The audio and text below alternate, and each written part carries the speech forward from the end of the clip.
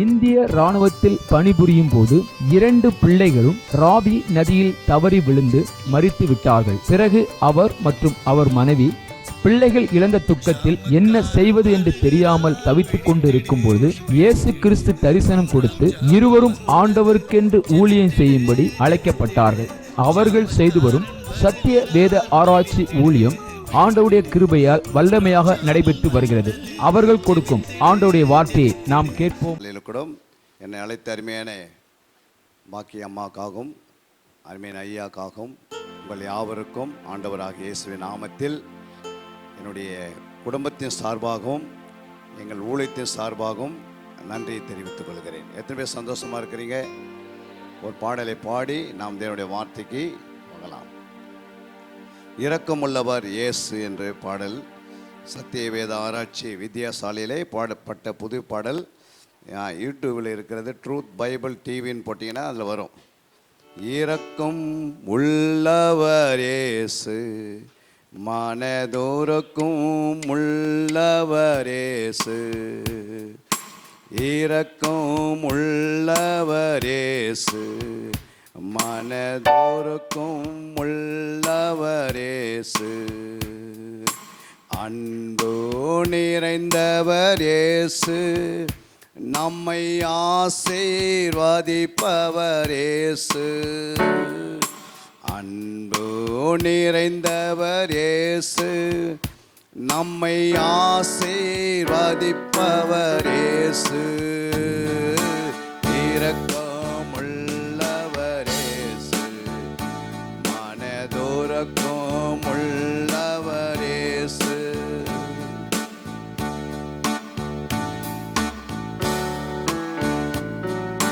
எல்லா கரங்களை தட்டி நாம் தேவனுடைய நாமத்தை வகைப்படுத்துவோம்.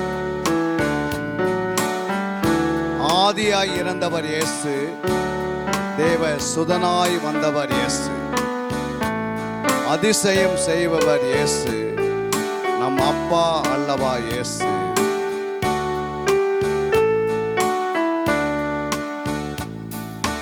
ஆதியாய் இறந்தவர் இயேசு, தேவ சுதனாய் வந்தவர் இயேசு, ஆதியாய் இறந்தவர் இயேசு, தேவசூதனாய் வந்தவர் இயேசு, அதிசயம் செய்பவர் இயேசு, நாம் அப்பா அல்லவா இயேசு,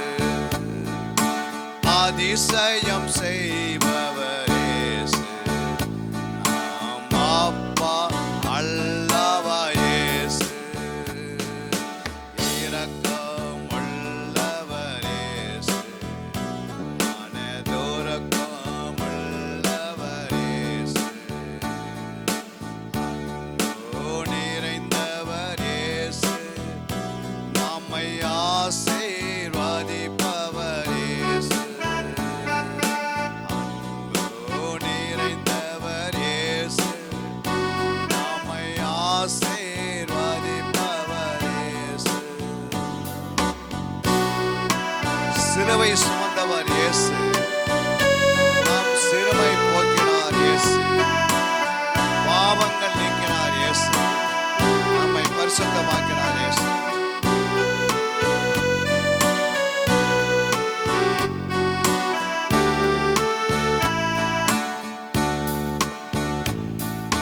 சிலுவை சுமந்தவர் இயேசு, நாம் சிறுமை போக்கினார் இயேசு, சிலுவை சுமந்தவர் இயேசு, நாம் சிறுமை போக்கினார் இயேசு, பாவங்கள் நீக்கினார் இயேசு, நம்மை பரிசுத்தமாக்கினார் இயேசு, பாவங்கள் நீக்கினார் இயேசு, நம்மை பரிசுத்தமாக்கினார் இயேசு,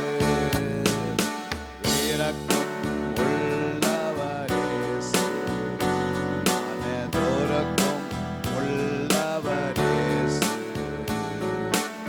இரக்கம் உள்ளவர் இயேசு,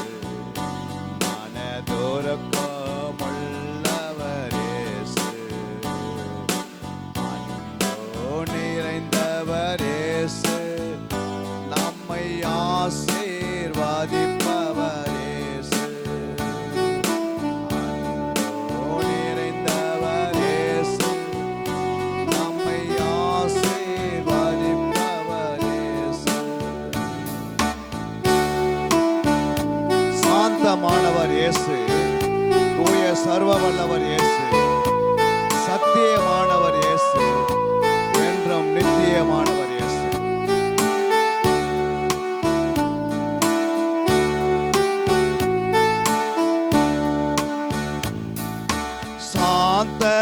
சாந்தமானவர் இயேசு, தூய சர்வ வல்லவர் இயேசு. சாந்தமானவர் இயேசு, தூய சர்வ வல்லவர் இயேசு. சத்தியமானவர் இயேசு, என்றும் நித்தியமானவர் இயேசு. சத்தியமானவர் இயேசு, என்றும் நித்தியமானவர் இயேசு. இரக்கமுள்ளவர் இயேசு, மனதுருக்கமுள்ளவர் இயேசு. இரக்கமுள்ளவர் இயேசு, மனதுருக்கமுள்ளவர் இயேசு. அன்பு நிறைந்தவர் இயேசு, நம்மை ஆசீர்வதிப்பவர் இயேசு. அன்பு நிறைந்தவர் இயேசு, நம்மை ஆசீர்வதிப்பவர் இயேசு. நோய்களை குணமாக்கும் இயேசு, பல பேய்களை விரட்டிடும் இயேசு, ஜபத்தின் ஜெயபலம் இயேசு, இந்த ஜெகத்தை ஜெயித்தவர் இயேசு.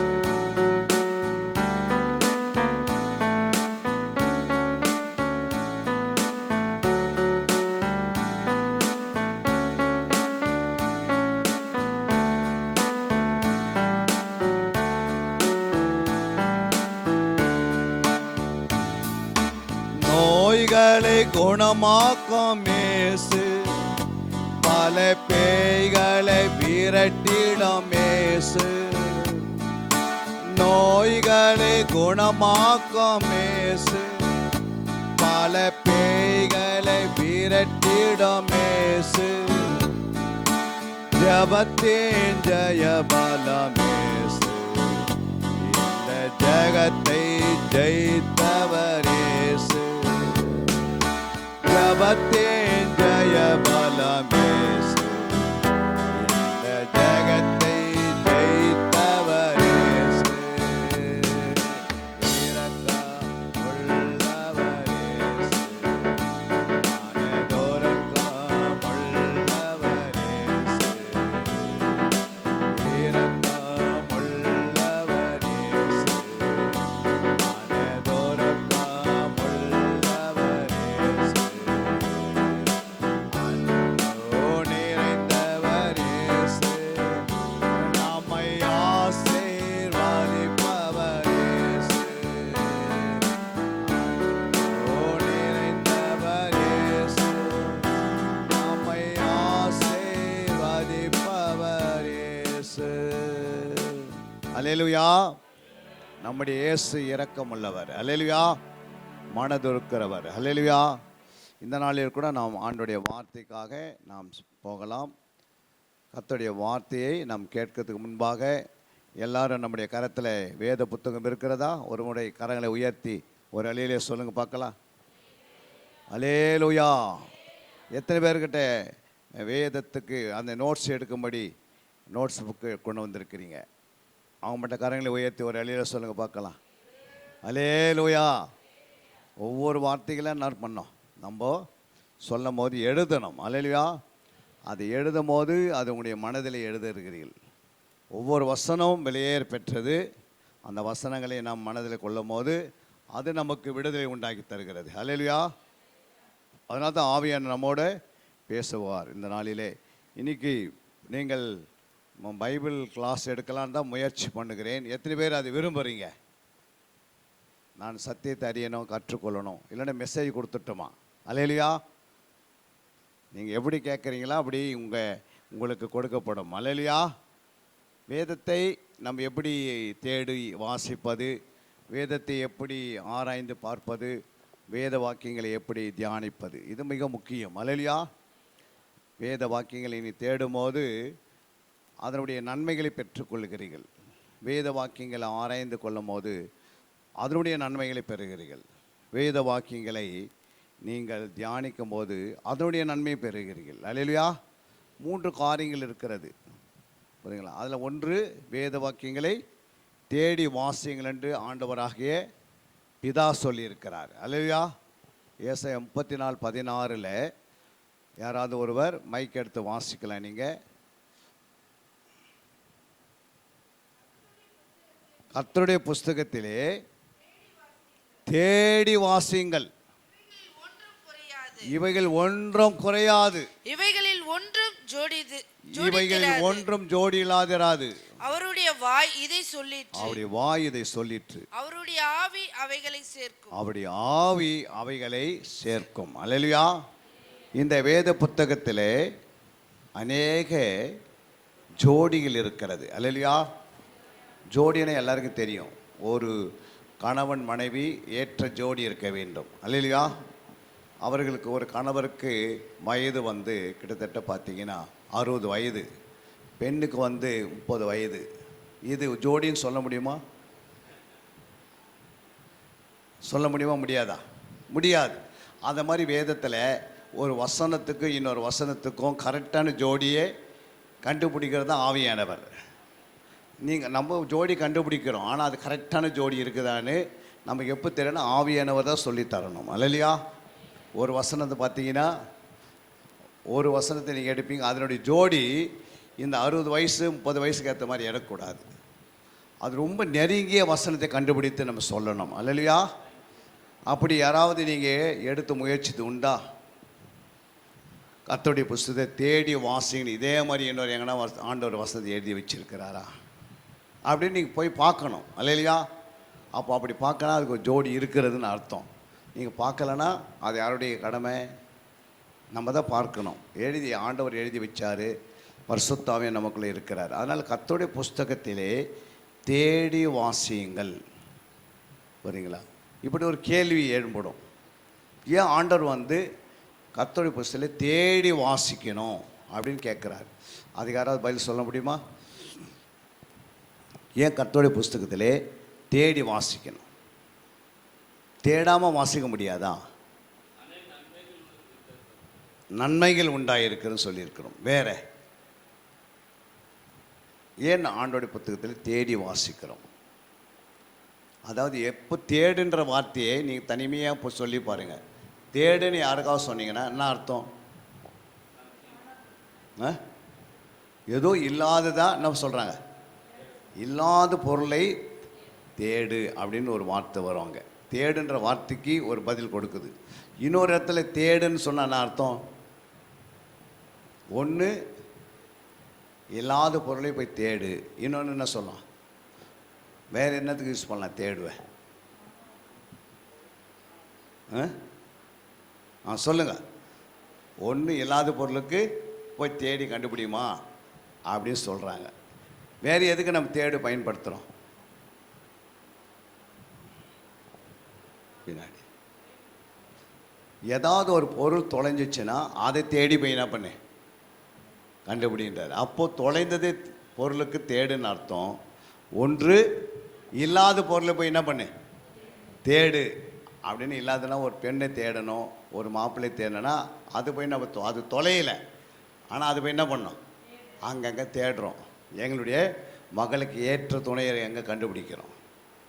ஆனால் இங்கே என்ன சொல்ல, தொலைஞ்சதை தேடுன்றார். அப்போ தொலைஞ்சது பார்த்தீங்கன்னா 100 ஆடு இருக்கிறது, அதில் ஒரு ஆடு தொலைஞ்சிச்சு. அதை என்ன பண்ணிச்சு? 99 ஆட்டை விட்டுட்டு ஆண்டவர் என்ன பண்ணார்? அந்த ஒரு ஆடை போய் தேடினார். ஆனால் இங்கே என்ன சொல்கிறார் பைபிளில்? நீ கர்த்தருடைய புஸ்தகத்தை தேடி வாசின்றாரு. புரியுங்களா? அப்போ கர்த்தருடைய புஸ்தகத்தை தேடி வாசினா என்ன அர்த்தம்? இங்கே தொலைஞ்சிட்டா இருக்குது, இங்கே தொலையில, அப்புறம் ஒன்று தொலையில, அப்புறம் இல்லாது போல நிறைவாக இருக்கிறது, எல்லாமே இருக்கிறது. ஏன் தேடுன்றார் ஆண்டவர்?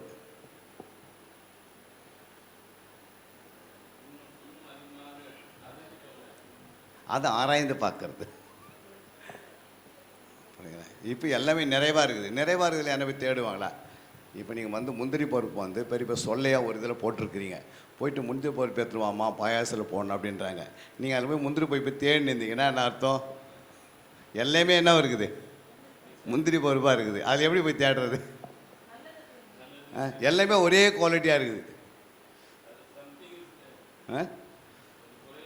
எல்லாமே இருக்கிறதுல யாரும் என்ன பண்ண மாட்டாங்க, தேட மாட்டாங்க. அப்போது ஆண்டவர் சொல்கிறாருன்னா இதில் ஏதோ ஒன்று தேட சொல்கிறாருன்னா அதுதான் கிறிஸ்து இயேசுவை தேடணும். புரியுங்களா? இதில் வந்து பிதா இருக்கிறாரு, குமாரனாக இயேசு இருக்கிறாரு, பரிசுத்த ஆவியானவர் இருக்கிறாரு. இரண்டாவது பிசாசு உடைய குணங்கள் இருக்கிறது எழுதப்பட்டிருக்கிறது. அந்தி கிறிஸ்துடைய வார்த்தைகள் எழுதப்பட்டிருக்கிறது. புரியுதுங்களா? வலு சர்ப்பத்தின் கிரிகள் எழுதப்பட்டிருக்கிறது.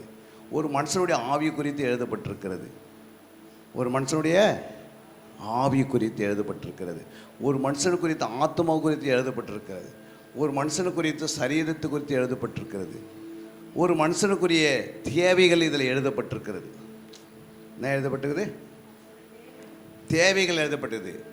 மனுஷனுடைய சுகத்தை குறித்து, சுகவீனமாக இருக்கிற மனுஷனுக்கு இதில் சில வசனத்தை தேடி கண்டுபிடிச்சால் அது விடுதலை தருகிறது. அல்லையா? அப்போ இதில் நிறையா இருக்கிறனால தேட சொல்கிறார் ஆண்டவர். அப்போ முதல்ல யாரை தேடணும்? ஒரு ஒரு ஒரு சரீரத்தில் ஒருத்தருக்கு வியாதி இருக்கிறதுன்னு வச்சுக்கோ. அந்த வியாதியை நீ இதில் தேடி கண்டுபிடிச்சி எடுத்துக்கின்றாரு. அந்த சரியான அந்த மாத்திரைகளில் போகிறீங்க. எல்லா மாத்திரையும் எதுக்காக கொடுக்கப்பட்டிருக்குது? அந்த மெடிசன் ஸ்டோரில் ஃபுல்லாக மாத்திரை அடக்கி வச்சுருக்கிறாங்க. அது எல்லாம் எதுக்காக இருக்குது?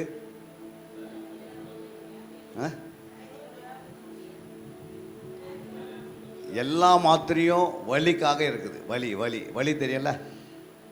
எது எடுத்தாலும் ஒரு வலியை தீர்க்கிறது தான் வலின்னு இருக்காது. ஆனால் எனக்கு ஒரு வயிற்று வலின்னு சொல்லிட்டு அவர் கண் வலி மாத்திரை கொடுத்து சாப்பிட்டேன்னா ஆகும். இல்லை எனக்கு வயிற்று வலி கேட்டால் தலைவலி மாத்திரை கொடுத்துட்டேன் ஆகும். இல்லை நான் வயிற்று வலி கேட்டால் மூட்டு வலிக்காக கொடுத்துட்டா என்ன ஆகும்? அப்போ எல்லாமே இதுக்கு வலிக்கு எல்லாமே தீர்வு இருக்கிறது. ஆனால் சரியான மாத்திரையாக எடுத்து கொடுத்தா தான் என்ன பண்ண முடியும்? அந்த வலி போகும். அது மாதிரி எல்லா வசதி எடுத்து எதுவும் வாசத்தை விட வலி போகாது. அது கரெக்டான வார்த்தையை, எதுக்கு அந்த வலிக்கு ஏற்ற வசனத்தை வார்த்தை நீ கண்டுபிடிச்சி போகும்போது உடலுக்கெல்லாம் ஆரோக்கியம் உண்டாகுது. இல்லையா? அதுக்கு வந்து ஆவியானவர் நமக்கு உதவி செய்கிறார். எதுக்கு உதவி செய்கிறாரு? அந்த பலவீனத்தை பலப்படுத்துவதற்கு ஒரு வசனம் இருக்கிறது.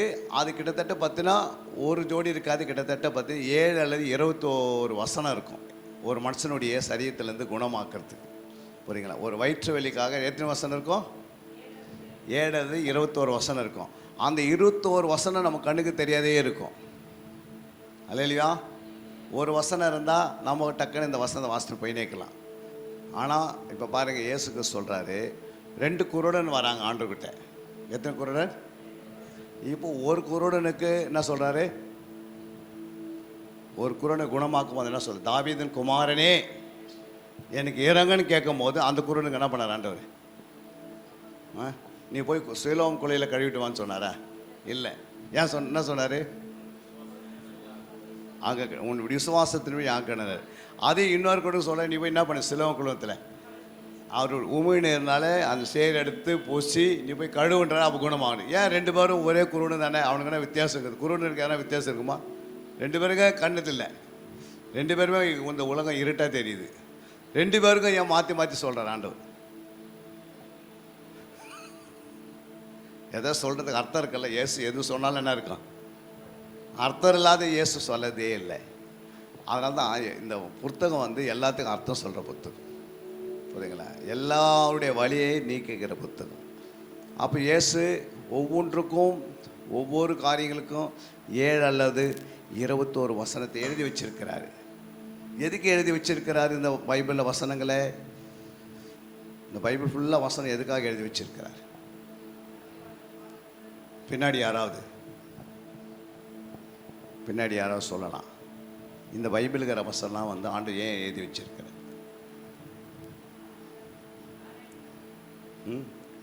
சிங்கம்லாம் காட்டில் இருக்கிற சிங்கம்லாம் மனம் திரும்பி பரலோகத்துக்கு போகணும்னு எழுதி வச்சிருக்கிறாரா? இல்லை. அப்போ எதுக்கு எழுதி வச்சுக்கிறாரு? ஒரு மனிதனுக்காக தான் எழுதினார் வேதத்தை. அல்லேலூயா. ஒரு மனுஷன், பாவமான ஒரு மனுஷன் இந்த புத்தகத்தை எடுத்து தினந்தோறும் வாசிக்கும் போது பாவமான மனுஷன் பரிசுத்தமான ஒரு மனுஷனாக மாறுவதுக்கு தான் இந்த வேதம். புரியுங்களா? இந்த வேதம் நம்ம கரத்தில் இல்லை அப்படின்னா அந்த மனுஷன் பாவியாக தான் இருப்போம் முடியும். இதை ஒருத்தர் வாசிக்கலைன்னா அவங்களுடைய நிலைமை அப்படியே தான் இருக்கும். இந்த வசனத்தை ஒருத்தர் எடுத்து உட்கொள்ளனா எப்படி இருக்கும்? அவன் எப்படி இருக்கிறானா அப்படியே தான் இருக்கணும், தவிர மாற்றங்கள் வருமா? ஆனால் இந்த வசனத்தை யார் வாசிக்கிறாங்களோ, இந்த வசனத்தை யார் தேடி வாசிக்கிறாங்களோ, இந்த வசனத்தை யார் தியானிக்கிறார்களோ, இந்த வசனத்தை யார் ஆராய்ந்து பார்க்கிறார்களோ, அவர்களுக்கெல்லாம் இந்த வசனம் பதில் கொடுத்து அவர்களை பரிசுத்தமாக்கி அவங்க உடலுக்கு ஆரோக்கியத்தை உண்டாக்கி அவங்க குடும்பத்துக்கு ஆசீர்வாதத்தை உண்டாக்கி அவங்களுடைய நன்மைகளை உண்டாக்கி அவங்களுடைய பிள்ளை பாக்கியம் கொடுத்து அவங்களுக்கு வீடு வாசலாம் உண்டாக்கி இந்த பூமியில் வாழ்கிற நாட்கள் வரைக்கும் சந்தோஷத்தோடும் மனமகிழ்ச்சியோடும் களி கூறுவதோடும் வாடுவதுக்கு தான் இந்த வேத புத்தகம். அல்லேலூயா. அவன் ஒரு நாள் மரிக்கும் போது அவன் போய் இளைப்பாறுகிறான். இளைப்பார்ந்த பிறகு மறுபடியும் அவன் நித்திய வாழ்க்கை கொடுக்குறார். அதுக்கு தான் இது எழுதப்பட்டு. இதை ஒரு நாள் ஒரு மனிதன் இதை வாசிக்கலை, இதை எடுக்கலை, இதற்காக பிரயாசப்படலைன்னா அவனுடைய வாழ்க்கை எப்படி இருக்கும்? இதை வாசிக்கலை, இதை தேடலை, தியானிக்கலை, ஆராயலாம், அவனுடைய வாழ்க்கை எப்படி இருக்கும்? எப்பவுமே ப்ராப்ளமாக இருக்கும். நிறைய பிரச்சனைகளோடு இருப்பாங்க. புரியுங்களா? இப்போ ஒரு கம்ப்யூட்டர் எடுத்து பார்த்தீங்கன்னா அந்த கம்ப்யூட்டருக்குள்ளே வைரஸ் வந்துச்சுன்னா அதை என்ன பண்ண முடியாது, அதில் எந்த வேலையும் செய்ய முடியாது. அந்த மாதிரி இந்த வசனத்தை எடுத்து இரவும் பக்கம் இதை வாசிக்காமல் தியானிக்காமல் இருக்கணும். அந்த கம்ப்யூட்டர் மாதிரி இருப்பான். அவங்கள வச்சு எதுவுமே ஆண்டவர் நல்லா பண்ண முடியாது, யூஸ் பண்ண முடியாது. அந்த வைரஸை வெளியே எடுத்துன்னு வந்தால் தான் அந்த கம்ப்யூட்டரை நம்ம என்ன பண்ண முடியும். அப்போ அந்த வைரஸை வெளியே கொண்டு வர என்ன செய்யணும்? ஆன்டி வைரஸ் புகுத்தணும். இதுதான் ஆன்டி வைரஸை வேலை செய்யுது. ஒரு மனுஷனுக்கு என்ன வேலை செய்யுது? கொரோனான்ற வைரஸை எடுத்துட்டு நல்ல வைரஸ் என்ன பண்ணுது? ஆன்டி வைரஸ் உள்ள புகுத்துது. வசனம் தான் மனுஷனுக்கு என்னது? Anti virus. இது எடுக்கலைன்னா நம்ம என்ன பண்ணுறோம்? இதை சரியாக அறியலைன்னா பல டாக்டரை போய் பார்க்குறோம். இதை நம்ம சரியாக அறியலைன்னா என்ன செய்கிறோம்? நம்முடைய வியாதிகளுக்கு பல டாக்டரை போய் என்ன பண்ணுறோம்? பார்க்குறோம். இதை சரியாக அறிஞ்சவர்களுக்கு பல டாக்டர் பார்க்கறதால பல டாக்டர்களை எங்கே கொண்டு வரலாம்? ஆலயத்து கொண்டு வந்துடலாம். இது சரியாக அறிஞ்சுவேன் பல டாக்டர்களை எங்கே கொண்டு வரலாம்? ஆலயத்து கொண்டு வரலாம். இது சரியாக அறியாதவன் டாக்டர் பின்னாடியே சுற்றி நிற்பாங்க. எத்தனை பேர் விசுவாசிக்கிறீங்க? இதை அறிஞ்சிட்டா டாக்டர் உடனே தேடி வருவாங்க. இது அறியலைன்னா நீங்கள் டாக்டர் தேடி ஓடி நிற்பீங்க. அல்லேலூயா. இதை கரெக்டாக அறிஞ்சிட்டா கரெக்டான வேலை கிடைச்சிருது. நீங்கள் உங்களுடைய மைக்கை கரெக்டாக வச்சுங்க. உங்கள் மைக்கை கரெக்டாக வச்சா தான் இருக்கும். திருப்பினீங்கன்னா இப்படி திருப்பினீங்கன்னா அது இதாகும். ஓகே. அப்போது இந்த வேதத்தை அறிவது எப்படி, எப்படி தேடுவது எப்படி, தியானிப்பது எப்படின்னு தான் நாம் பார்க்க போகிறோம். அல்லேலூயா. எத்தனை பேர் ஆயத்தமாக இருக்கிறீங்க? ஆயத்தமாக இருக்குன்னா நம்ம உட்காந்துக்கிறது ஆயத்தம் இல்லை. உங்கள் இருதயத்தை என்ன பண்ணிக்கணும்? ஆயத்தப்படுத்திக்கணும். ஏன்னா சரீரம் உட்காந்துருக்குது, ஆனால் இருதயம் ஆயத்தமாக இருந்தால் தான் வசனம் உள்ளே போகும். இருதயத்துக்குள்ளே நீங்கள் பல கவலை வச்சுருக்கிறீங்கன்னு வச்சுங்க, இந்த வசனம் ஒன்று கூட என்ன பண்ணாது, உள்ளே போகாது. ஏன் அப்படின்னா அந்த வைரஸ் என்ன பண்ணிடுது, இது உள்ளே போன பிறகு கவலை உடனே என்ன பண்ணிடுது, அந்த வசனத்தை எடுத்து வெளியே போட்டுருது. நான் இருக்கிற வரைக்கும் என்ன பண்ணாது, நீ உள்ள கவலை இருக்கிற வரைக்கும் வசனம் எங்கே வராது? அந்த இருதயத்தில் கவலை இருக்கிற வரைக்கும் இன்னொரு வசனம் உள்ளே போய் என்ன பண்ணாது, வேலை செய்யாது. அந்த கவலையை எடுத்து போட சொல்கிறாரு. அப்போ நீ கவலையை எங்கே எடுத்து போடுவீங்க? உங்கள்கிட்ட இருக்கிற கவலையை எங்கம்மா எடுத்து போடுவீங்க? பிரியஸ் சொல்லுமா, உங்ககிட்ட ஒரு கவலை இருக்குது. அன்பிற்குரியவர்களே, சத்திய வேத ஆராய்ச்சி வித்யாசாலை தரிசன ஊழியம் 1. வடமாநிலத்தில் 300 திருச்சபைகளை உருவாக்குதல். 2. மாதம் ஒருமுறை எழுப்புதல் உருவாக்கும் எழுப்புதல் கூட்டம். 3 ஊழியர்கள், சபை தலைவர்கள், சுவிசேஷர்களுக்கென கருத்தரங்கு, அதாவது சத்திய வேத ஆராய்ச்சி நேரம். 4 டிவி ஊழியம், 5 பத்திரிகை ஊழியம், 6 CD DVD ஊழியம், 7 பவர் கேம்ப் அக்னி அபிஷேக முகாம், 8 உபதேச ஆராய்ச்சி கருத்தரங்கு ஊழியம், 9 நலிந்த குழந்தைகள் இல்லம், 10 24 மணி நேர ஜெப மையம், 11 சத்திய தேவ ஆராய்ச்சி கல்லூரி, 12 சிறுவர்கள் உருவாக்கும் ஊழியம், 13 மருத்துவ முகாம், 14 ஜெயில் ஊழியம், 15 கைப்பிரதி ஊழியம், 16 கிராம ஊழியம், 17 மிஷனரியை உருவாக்கும் ஊழியம், 18 நன்றி துதி ஆராதனை கூட்டங்கள், 19 சமூக நலப்பணிகள் ஊழியம், 20 இன்டர்நெட் மூலமாக ஆன்லைன் படிப்புகள். இது விரைவில் வரவிருக்கின்றது. 21 தேவனுடைய வருகைக்கு ஆயத்தப்படுத்துதல். இதனுடைய நோக்கங்கள்: 1 கோடி சீடர்கள் உருவாகுதல், 1 கோடி ஜாமக்காரர்கள் உருவாகுதல், 1 கோடி யுத்த வீரர்கள் உருவாகுதல், 1 கோடி ஊழியர்கள் உருவாகுதல். தரிசனத்தை அவன் கண்டபோது அவர்களுக்கு சுவிசேஷத்தை அறிவிக்கும்படி கர்த்தர் எங்களை அழைத்தார். புறப்பட்டு போக பிரயத்தனம் பண்ணி. அப்போஸ்தலர் நடபடிகள் 16:10.